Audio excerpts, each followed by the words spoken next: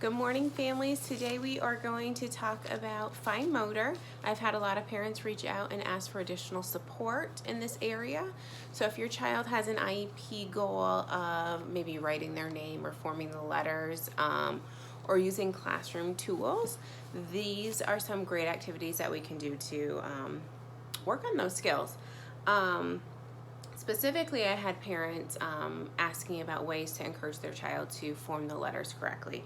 And one of the things that we do use when we work with children is a Handwriting Without Tears has verbiage that we try to be consistent and use, and I'm going to send this out to you with the video. So for example, an A is a big line down, little line across. So if I were working on letter formation with some of my friends, I would be using these words, and then this activity is just something that I would do with them. So in this little Ziploc bag, I put some slime in here. You can put hair gel and dye it. You can really put anything in here. It's kind of squishy, so they're also getting a little bit of sensory input. And if you lay it flat on the table, that is best. So just a little tip, you can double bag it. So then you can put this one in another bag if you have a child that's going to try to open it and get inside. Finger paint also is another really good one to put inside the bag. Or you can take like Gorilla Glue or duct tape or Gorilla Tape or duct tape and tape it down so they're not opening this bag, because a lot of children will try to open it and make a big mess. So if that's not what you want to happen, then I suggest double bagging it or putting some type of tape here to close the bag. And then you would lay it flat on the table, and then I would show them a letter that they're going to make. And then they would have the opportunity to try to make it in the slime bag here. So the A, big line down, little line across, and it makes like an indentation here so they can see that they made the letter A in this line.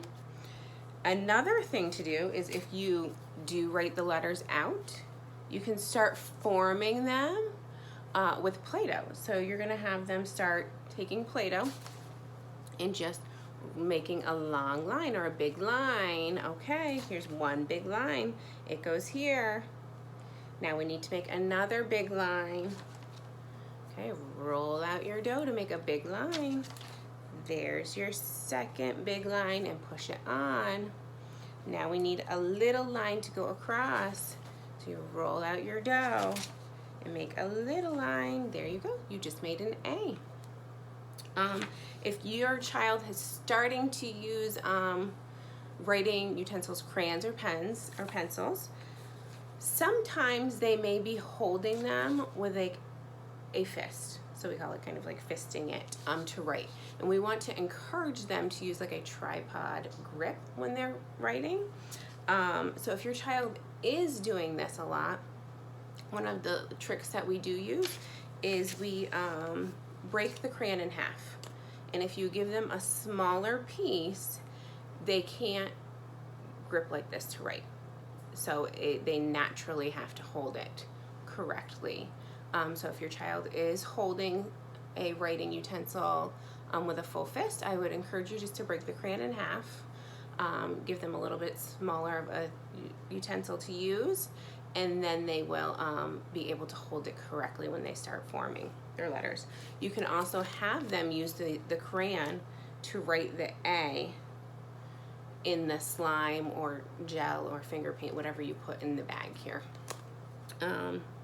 So like I said, I will be emailing this out as well, and this just kind of gives you the verbiage that we use when we are starting to form letters.